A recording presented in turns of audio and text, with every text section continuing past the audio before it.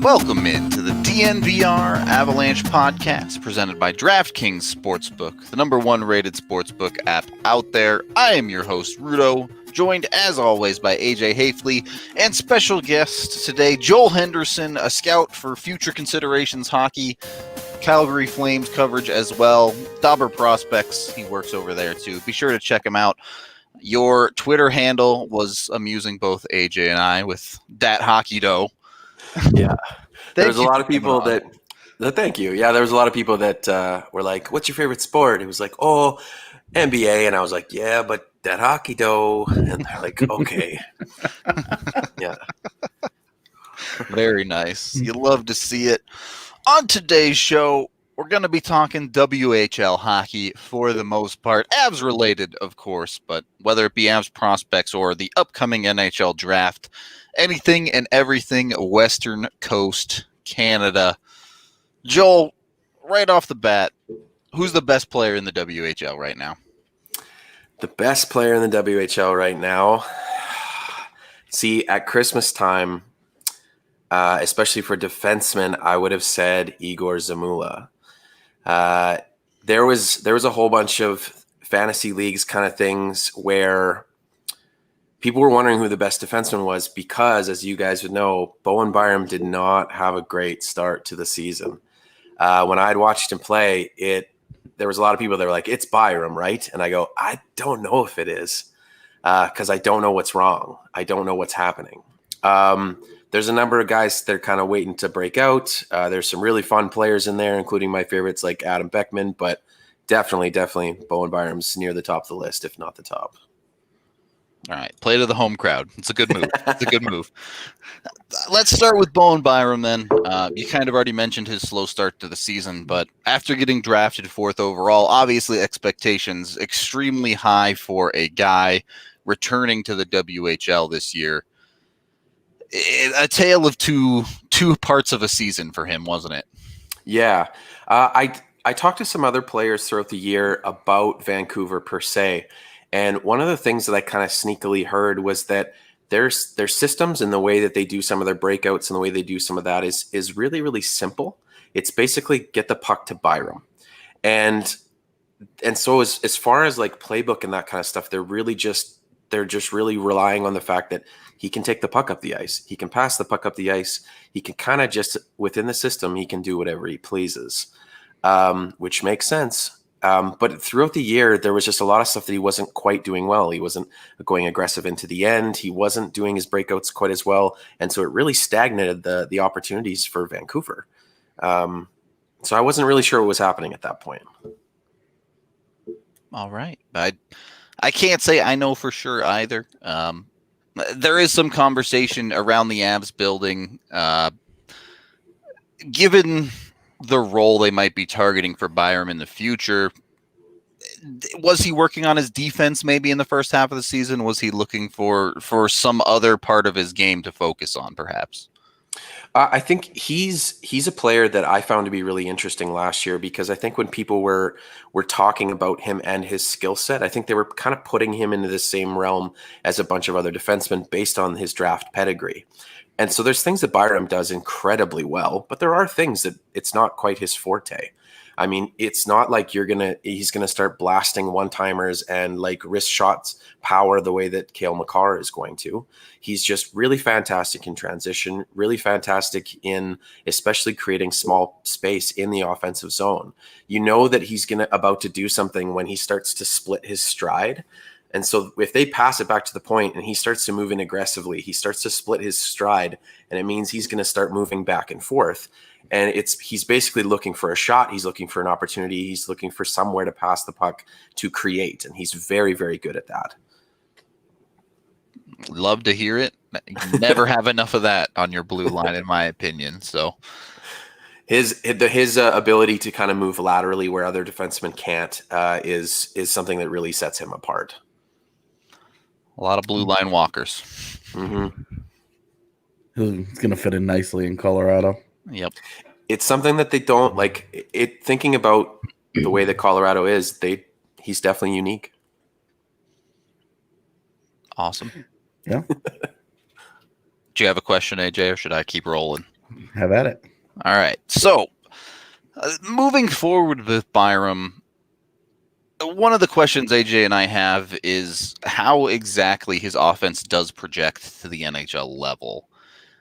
Look, he's drafted 4th overall. Obviously, some of that's going to translate, but is he going to have the room, the opportunity to really push the play? Because we see him every night in the WHL. When he gets the puck on his stick, he's the best player on the ice, and often it's not that close. Can he do that against stricter competition? I think he can, but I think the way that his skill set works is I don't know that he's going to grab opportunity away from guys that are already there. I mean, if Makar and Samuel Girard are still a part of the Avs moving forward, which seems to be the case, Byram's not going to usurp those guys on a power play. Those guys are really made for that. And so what you're going to look for Byram is wonderful transition play, see who he really, really molds well with 5-on-5, and then just get him as much opportunity. And I think that's where it's going to benefit him as well. He's not going to be thrown into situations where he's over his head too fast because he can just kind of move up the depth chart as he goes. The power play is a pretty contested topic when it comes to the Colorado Avalanche. A lot of people unhappy with the way particularly the second power play unit is run here. So there has been some thought to potentially playing a Bowen Byram on it. I can't say for sure how it ends up, but either with or ahead of Girard. Yeah. He's the one thing that I think Byram's really good at is he's a great puck distributor, especially on that power play, moving it from side to side. His passes are very crisp. They're smart. They're on the tape. And so especially with Colorado, if your second power play has more shooters, more one-timer guys, he's going to be fantastic at making sure that those guys have wonderful opportunities. Sam Girard, similar play style then. Similar play style in that, except Byram he has a bigger wingspan, and so there are things that he can do that maybe a smaller guy couldn't.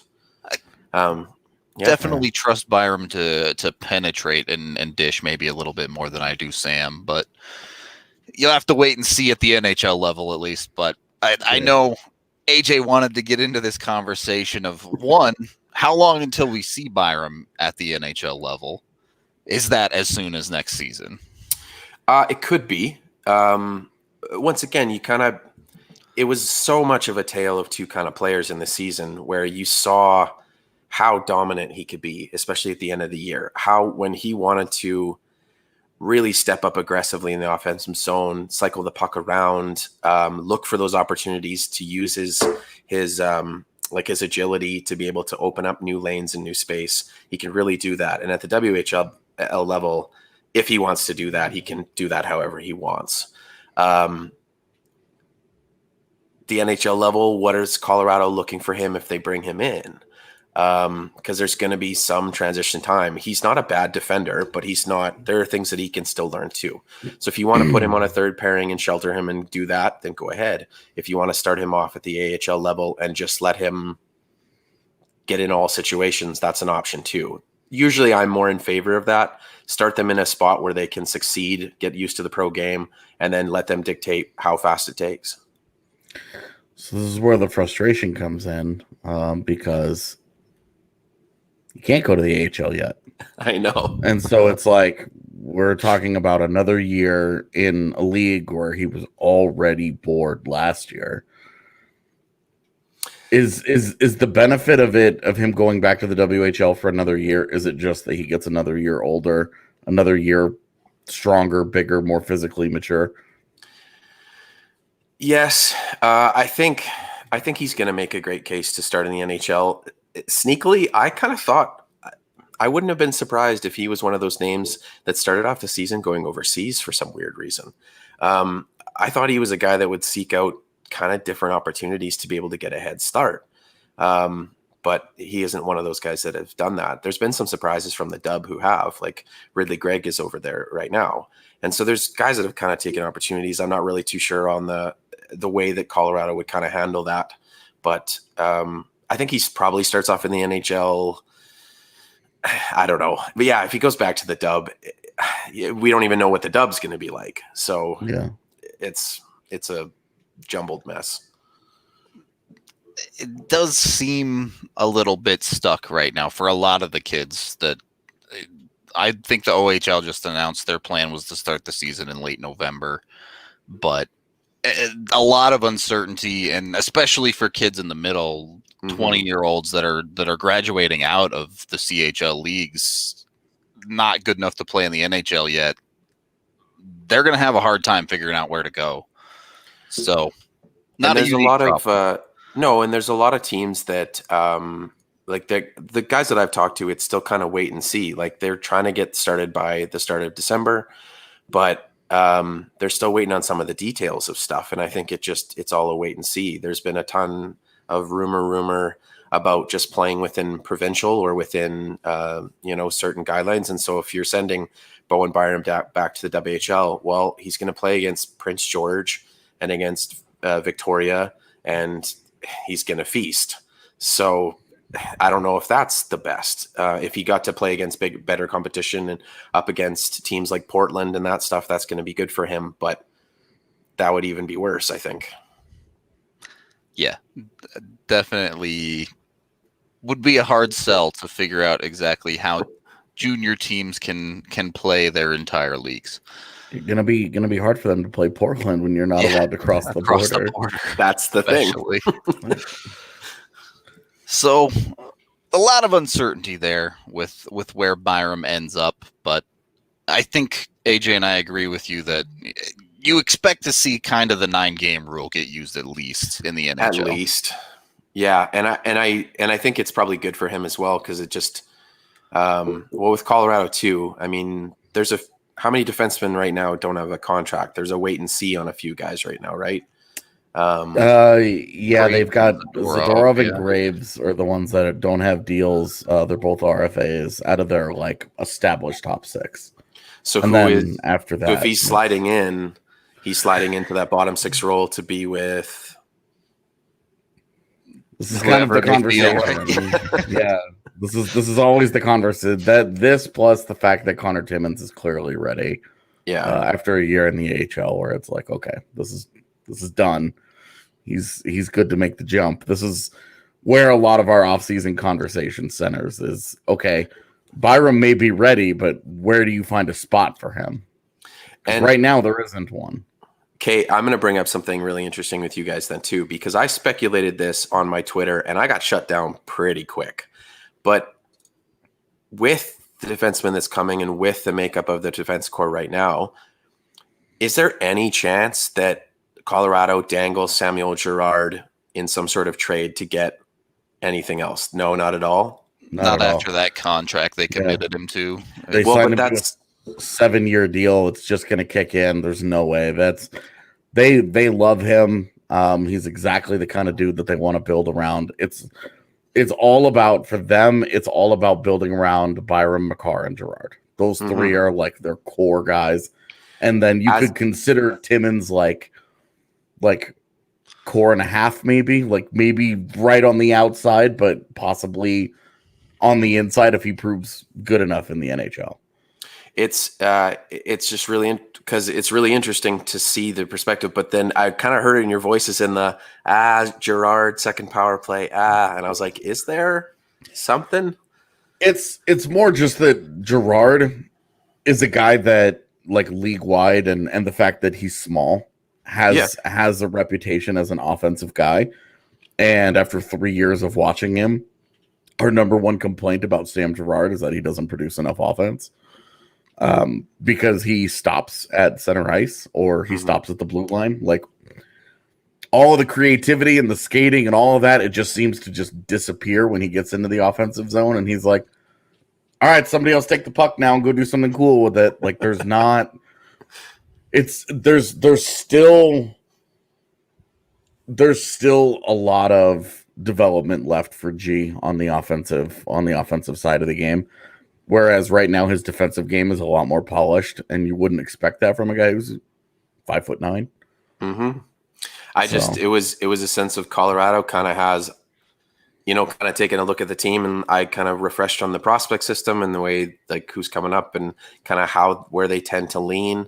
And the world is their oyster. They can kind of go in a lot of different directions for however the next 7 years go. And so if these are your core guys, if these aren't cap space guys coming, there's just so many positives that it's just like, well, what's going to be the give? Because if they want to go, okay, let's add someone on a good contract and it has to give a good contract. And then people told me, well, if that's the case, Byram would probably be the guy to go and not Girard. And I was like, ooh, I don't. And so that's a whole bunch of maybes. But the reality is Colorado can do a lot of things.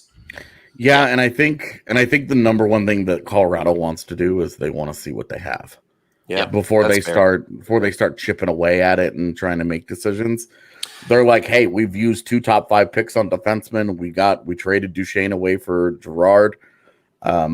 We've got Connor Timmins as the reward in 2017 for picking at the top of the second. Like, we're gonna see how these guys go before we start moving them around. And I think they owe it to themselves to do it, having not been able to develop defense for 20 years. There's 3 years left on Nathan McKinnon's contract, and at the end of that 3 years, if the Avs say, you know what, Girard has taken a step back and Connor Timmins and Byram have stepped up, then maybe it's a conversation. Yeah. But okay. Right now, hard to say. Yeah. We do need to take our first period break, so it's time to acknowledge Breckenridge Brewery, the official beer of DNVR. You can pick up 8 different kinds of Breck Brew on tap down at the DNVR bar, or of course go to your local liquor store and purchase it there. You can use the Breck Beer Locator online to find whichever type of beer you prefer. They have a beer for everyone, whether it be the Avalanche Amber, the Agave Wheat, the Hop Peak IPA. You a beer fan, Joel? Any type of beer you like? I am. I was just going to say, you did that advertising very well. It was I've had a little practice. Clear and wonderful. Yeah. Thank you. Actually, I was, my brother had his bachelor party. We went down to Colorado, went down to Denver to watch some baseball. And so one of my favorite things about it actually was every place we went, I got to try out some new different things. A lot of breweries here for sure. You can get your fill of that if you're looking. Not hard if you're trying to try different beers. It is not hard in Denver, especially near the stadium. Yeah. Oh my god. Yes, Cygnus pointing out my favorite kind of beer, the alcoholic kind, which you can get from Breckenridge Brewery. Again, you can even get it delivered to your house if you want to use an app like Drizzly. So check them out today. We also have our gaming sponsor, Wgt Golf, loved by more than 20 million players around the world. You can play on your PC or on your phone mobily, and you can get into the DNVR Clubhouse when you search for DNVRGolf.com and then DNVR3. We're on our 3rd clubhouse, 250 members each. So jump in. We have tournaments every single weekend where all 3 of our clubhouses compete together on true-to-life courses like Bethpage, Black, St. Andrews, many others. If you haven't gotten in yet, you got stroke play, you got match play, you got my favorite closest to the hole because it's the only one that I'm any good at. Give it a try. WGT Golf. Download, come play with us today. Second period of the DNVR Avalanche Podcast, presented by DraftKings Sportsbook. Joel having a little bit of a giggle there at my ad reads by the looks of it. It's so good. So good at it. You should have been here during the Manscaped era. God, the Manscaped era. We talked about balls a lot on our show. Okay. It was fun. That's how you get them. That's how you get them here. Beer and balls. Yeah. Still have that newspaper around here somewhere. So Byram the big fish for the Avs in the WHL, but they do have a handful of other prospects there as well. One of my personal favorites being Sasha Mutala, playing for a dumpster fire of a hockey team in the Tri-Cities. Give me something to like about Sasha. So going into the draft that year, I was in much debate with a bunch of different people. Cam Robinson, who is our managing editor at Dauber, and him and I would kind of go back and forth a bit. And he just said, "Who's somebody that you think is massively underrated?" And my answer was Adam Beckman. I just thought he was in a lot of rankings. He was crazily underrated. I had him in the 2nd round, and most guys had him in the 5th. And then they kind of came around on him a lot more, but I still thought he was low. And his answer was Sasha Mutala. He had him in near the end of his second round for quite a long time. And so it forced me to kind of really go back and watch him.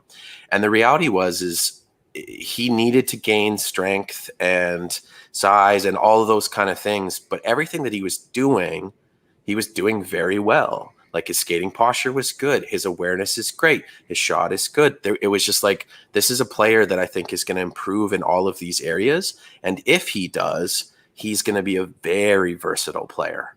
And you can use him all over the ice, and he's smart enough to be able to adapt. And I think that's my favorite thing about him is that if you're somebody that has never seen him play and you just kind of go watch the highlights, you're just going to start to notice he gets points in a lot of different ways, even with the team that he's on, even with he's not playing with any other guys who are at his caliber. And that's a testament to him. Yeah. Is there any take to that? You kind of mentioned the same thing in Byram where their plan was kind of just get the puck to Byram to go forward. Does Mutala run into that a little bit as well in Tri-Cities, given if you look at that team's point disparity, it's like Mutala by a wide margin for them? No, I think that there's some guys that they're great players within the system.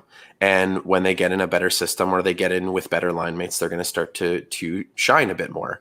Another guy that had had a down year, and you look at him, and if somebody was just watching points, I go, is Florida took Henry Rybensky later on in the draft as well. And he was on a WHL team that his line mates. Yeah. And so, but it doesn't take away from what he does, and it doesn't take away from his system. It doesn't take away from his strengths personally. And so Mutala is one of those guys that, you're going to like him for a reason. When he comes to camp, when he comes to play, he's going to find chemistry with someone pretty quickly usually. And it'll be like, wow, this kid's pretty good. Like, I like him. I like the way he moves. I like the way he thinks. I like the way he's processing the game. Love that. If you can get versatility out of a late round pick, you got to be feeling good as an NHL team. Yeah, and sometimes versatility means that you don't have any caliber skills that can carry you further. Calgary's kind of seen a little bit of that. One guy that we wish had great versatility that we wish panned out was Morgan Klimchuk. He was somebody that when you watch him in the AHL, you're just like, he's doing everything right. He's affecting the game so positively, and then yet when he just he hasn't quite made that next stride when he's gotten the opportunities, which he hasn't got a ton. And so Mutala could be one of those guys where there isn't really something that truly carries him, but he's still a fan favorite. However he rises, it's just, can he find that thing that takes him to the top? And I think it's going to come from his strength. I think if he becomes stronger and he becomes better lower body strength and continues to build that, it's just going to be a great positive for him. All right. AJ, you're the Luka lover on this pod. Take it away. Yeah, the shine came off Berzan a little bit as the year went on, where it was like he's already 20, and I wanted to. He's a guy that I just want to see a little bit more from, because I think that I think he could be good, but I feel like I'll see it in 2 games, and then there will be 4 games where I'm just kind of like, nah. Yeah. He's interesting. I going into the draft as well, like once again for the draft last year, I watched him quite a bit, and there were some people that were really, really big Luka Berzan fans, and I was not one of them. Because I think one of the things that you could see from him this year is that he has a really powerful snap to his wrist shot. And so he gets himself in the middle of the ice. He has teammates to be able to really set him up. He can move around the ice really well. But that's his bread and butter. His bread and butter is getting into positions and getting a snap wrist shot. And the reality is at the WHL level with his shot, he can really, really score, and he can get around the net, tip pucks, get in some garbage and stuff. But there's a lot of things he doesn't do as well in trying to get offense. He doesn't really set himself up to bring any sort of skating deception towards goaltenders. So if he's in the middle of the ice, he doesn't drag a puck, change an angle very well. He doesn't move laterally in the way that he skates to kind of set up, opening up shot lanes for himself either. So there's a lot where it's missed opportunity, and there's a few guys like that I've watched in the WHL and I've never been high on. And Berzan was one that I kind of put in the category with a few of those guys where I go, if he does pan out, it's going to be a surprise to me. I kind of put him in the category with another player for the Dub, Cole Fonstad. Cole Fonstad was another guy that everyone kind of thought was in the second round, third round talent. You can see a lot of things that he does, but as far as creating offense, there's a package the things that he can't do. And if he did some of those things, it would serve him very well moving forward. And I think Berzan's going to he's going to have to add some things at the pro level. Yeah, I've never been a big fan of the little details in his game, but I like that. Unlike with Mutala, like I think the shot is something that can translate to pro hockey. And like if you're going to have a skill that translates, it's not a bad one to go with. No, and there's some guys that that's just the way that they are. Like one guy who I would love to have way more versatility to his shot, who has a fantastic shot, there's a few other different guys in the Dub. Dylan Cousins. Cousins has a fantastic shot for Buffalo, but he doesn't do any of those kind of things as well. And so I'm kind of curious as it's going to come, because I kind of liken him especially when he's playing the middle of the ice to guys like Mark Scheifele, and Mark Scheifele kind of moves the puck around really well, and he can kind of shoot from multiple different ways. And so players who play in the middle of the ice as much as a guy that Luka does, especially on the power play, those things will serve him super well. And he just doesn't do that yet. Man, making the NHL is hard. You're good at everything, but not good enough at it. You're really good at some stuff, but not good enough at the other things. I mean, this is what we talk about when we get into the guys that are drafted beyond the first round. Yep.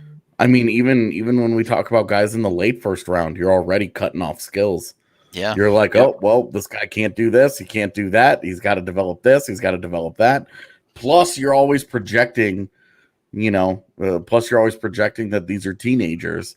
You don't know how they're going to physically fill out and how that's going to impact their games, how that's going to change things, So it's one of the fun parts of doing this with prospects, but it's also like one of the frustrating parts is because you get a guy like Mutala who in the WHL does absolutely everything for that team. Like is all of the car. He's not just the engine, like he's the car. And then you're like, oh, well, what does he project pro-wise? And you're like, well, there may not be enough Calvert out of him or something. You're feeling pretty good. It's just it's hard. Like you're just trying to find the right combination. And I think there's some guys as well there that if they can find those separation tactics, some those little skills that they can add that separates them from other players and is able to kind of create space for themselves, it's going to serve them really well. Another guy that I watched quite a bit for a few years was Nick Henry. He was in Regina, and so I got to see him in his draft season, see him playing with a guy like Sam Steele, and you go like, I don't know. And then you put him with a guy like Jake Lecision, and you go, I don't know. But he does have a great shot and he has speed. And so in transition, he's able to do some things that a guy like Luka Berzan, you're not going to see him do. And so those little things can serve a guy very well. I've just saw a big rise. Another guy that from around these parts that got a contract was Austin Wagner for LA, and he has speed. And I watched him for years get breakaways and not score. And it was so frustrating. People were like, is he going to make the NHL? And I go, I can't see how. And he has, and now he's got a great contract because he had abilities that were able to kind of separate him from the pack. If you are faster than everyone, you can kill penalties. You can make life kind of gross for the other team. And so guys like Luka, they have to find those abilities. Yes, you can score. Yes, you have a great snap wrister at this level, but how are you going to score against the top level goaltender? And because they're going to see that stuff, and they're going to see that stuff a mile away. You have to be able to drag pucks, change the angle, change your skating angle, fire off one-timers. And so he's got some work to do, but he's a good prospect. He's a good kid. I mean, Nick Henry, a good example, a guy both AJ and I liked quite a bit, and a pretty disappointing year from him in the AHL. Just 9 points in 42 games. The jump is hard, man. Some of that is Henry, and some of that is the Eagles not giving him opportunity 100%. Yeah. But some of that is the incredibly frustrating way that they treat some of their guys. Yeah, it's disappointing, but that's for another podcast. So we'll save that one. We do need to take our second period break with Strava Craft Coffee, the CBD infused coffee that has really changed lives. If you use code DNVR20 over on their website, you can get 20% off when you buy. And if you want to try before you buy, again, head on down to that DNVR bar. We have cold brew Strava sitting right there in the fridge for you. Getting ready, get your coffee on, get your CBD on. It's been known to help many different aches and pains, migraines, anxiety, IBS, a bunch of other stuff as well if you haven't tried it yet. And if you really like it, you can sign up for their subscription service where you'll get 20% off every single time you buy. So give Strava Craft Coffee a try today. Third period of the DNVR Avalanche Podcast, presented by DraftKings Sportsbook with AJ, Rudo, and our guest, Joel Henderson. Thank you again for coming on, Joel. All right, time for the $1 million question. Who do the Colorado Avalanche take at 24? Who do you want them to take? Realistically, yeah. There's literally a thing that's I don't want to start happening. I don't want to start happening? throwing out names if you guys have like a list of guys that you want already. Just about Byram that he's actually on the market to play in Sweden. There you go.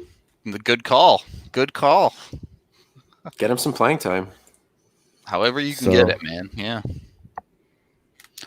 Anyway, comments, back to the draft. Some comments in the chatter.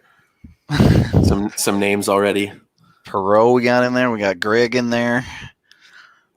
Not in the first round, man. Yeah, not Greg for sure. What are you guys seeing? What do you guys want to add to this team? Because one of the things I was talking about as well with like the makeup of the team earlier was that I think that Colorado has, a high quality player coming at multiple positions. And so it's what do you want to add? Where do you see the team going? What are you going to need in 3 to 4 years to really to win a championship or another championship, depending on where you guys are at that point? I think love Zary, but I don't think he gets to 24. I like Zary. I really I think for us it's been the focus has been on Schneider and Goulet all year because when Byram graduates, when Timmins graduates, it's like Drew Hellison and then Danila Zhiravalov, and that's it. Thin deep pool after them. Well, Colorado is known for taking their big, strong defenseman in the second round for years. Has that worked out? No. Don't have a second this year either. Yeah. No, you don't. So it's just like every year I've been kind of like, and which big stay-at-home defenseman is Avalanche going to take in the second round? It's not if, it's which one. Yeah. The Josh Henderson pick when it happened. My theory has always been that they meant to take Joey Henderson, who went with the next pick and was actually not bad. But anytime you can overdraft a guy who just broke his back, you just have to do it, So okay, so the one comment that I saw, is there any quick impact, low ceiling, super high floor at the end of the first? And those actually, when I kind of looked at stuff for you guys, there were a couple of players that jumped out to me that I said, I think this kind of makes sense for the Avalanche moving forward. And it's the two Germans, Lucas Reichel and JJ Paterka. I thought those are two guys that I think, especially with the Avalanche, when I look at the way that they've drafted over the number of years, they really, really emphasize being able to play two ways, being able to be smart. And then if they can get some speed in there too, they like that as well, especially in those ranges. Like some of the guys that you guys have drafted over the years, I think in the last while, that's kind of where they fit. The Mutalas, the guys that it's like, if this guy develops, he's going to be a great two-way player. And when it misses hard. But when it hits, like when you can grab those kind of players and really develop them, it's probably why they really liked Tyson Yost so well when they drafted him. It was just like, this is a guy who's going to be a core player for us, we hope, for years and years and years based on his style of play. And so I think those are two guys that I think they look pretty hard at. Yeah, those are two guys we've honed in on, and have kind of been. For me, it's about Reichel. I'm not a big Paterka fan, but of course but he adds some of that stuff as well, plus the speed, and so he's going to be able to play multiple different roles as well. I think there's a friend of mine who's a massive Colorado fan, and he messages me every year after the draft, and he just says, how did we do? And the one year it was like Mikko Rantanen, and he was like, was that good? And I was like, that's really good. And and then he messaged me and he was like, I'm glad to have you as a friend. And then he's like, Martin Kaut, was that good? And I was like, I didn't like that pick. And he was like, what do you know? And so he's in those ballparks. And I think what you're looking for as well with Colorado is Martin Kaut-esque. And I think those two players they're big, strong, they're great two ways. They're smart, they're versatile. They can play multiple roles moving forward. And I think if Colorado is going to get to the point where cap is whatever, if you can add guys like that to your team, those are going to be guys that help you to win a championship. Yeah, definitely with the Euros especially. We've seen the Avs did it with Rantanen and the Avs did it with Kaut, where you can bring those guys and drop them right in the AHL and get them to the North American game pretty quickly. And with Kaut, with the little that we saw last year, it looks like it's working again with him. Yep. And it's not just oh hey, Mikko Rantanen just happened to be special. And Kaut's still got some ways to go, but a lot of the things that he brings, the qualities that he brings are, once again, if it pans out the way that you hope, it's fantastic. And you love having a player like that can go up and down the lineup. Yeah. Having guys like that on the LCs for a contending team feels pretty good. Yeah. He's a guy we're pretty high on. Yeah. As far as the dub, it's a weird range in there because, you got the two defensemen and stuff, but you never know where they're going to go or what's going to happen with that. Yeah, I think they're going to be gone, but not going to happen. Yeah. I mean, there might be they might be. I think they'll probably go ahead of that. Whether people agree with that or not, I think they'll probably go ahead of that. And so there's some other defensemen that are kind of in those ranges, but you're taking a lot more risk. And I think that if there's anything Colorado's going to try to do is not draft a player with high offensive potential that their question marks are their defense. I think they're going to want someone who is able to kind of be a more well-rounded game. So there's some other guys as well. One of the guys brought up Ridley Gregg. I think Ridley Gregg, if he starts to really develop, you've got a guy that can play center or wing. His strengths are his foot speed north-south. He's going to be able to kill penalties. He's going to be able to be physical. There's a lot of stuff that makes sense for a team like Colorado as well if they want to go that route. Instead of getting a guy like Zary, who would be a power play guy, you hope, kind of moving forward. And and then there's a couple of names I want to throw out. I looked at our future considerations ranking, and one guy that is right on 24 is Tyson Forrester. And I think if they want to swing a little bigger, he's a fun guy to kind of take a chance on, and that I think that they could. And if you want to swing even deeper, I'm so excited to say this. If you want to swing like crazy deeper, if I'm right about this, it's going to be crazy. Ty Smilanic. I think Ty Smilanic would be a really interesting pick in that first round. If you look at Bob McKenzie's rankings, he is in the first round, I believe. He's a guy that struggled with mono, but he's a guy that does a lot really well and had an underwhelming year. I've watched him, and I've thought that he needs to be higher than most people have him on their ranks. When you find out that he's kind of struggled with this kind of things, I think he's a player that there's going to be teams that see him way higher than I think a lot of the lists are. And so I think that would be a fun one. I think that for Colorado to target, and it makes a lot of sense to me too. All right. Yes, Smilanic is a guy that I've gone kind of back and forth on, where there's always something about a guy when people have to make like, and it's a little unfair. Like, this is going to sound worse than I intended, but like when you have to make excuses for a guy and you're like, like, oh, he struggled with this and he struggled with that. And it's like, yeah, those things happened. And like, it's hard to do. And it's unfair that he has to do that and other guys don't. But I'm always I remember Timothy Liljegren's draft year and the way that people just like bent over backwards to twist themselves into the mental pretzels in order to excuse the year that he had. And it was just like, and some of it, you're like, okay, like this is valid, but where do you draw the line here, right? Like what's real and what's not, and it just makes me uncomfortable with guys like that. Like I would rather just steer clear of taking the chance entirely and being like, hey, I'll let somebody else potentially reap that reward. I'm going to go with somebody that I've scouted. I don't have those question marks with, somebody I'm way more comfortable with their entire profile. The work that I do, I'm not going to release like my own personal rankings for everything. I release rankings for the WHL and then just kind of give thoughts otherwise when I watch players.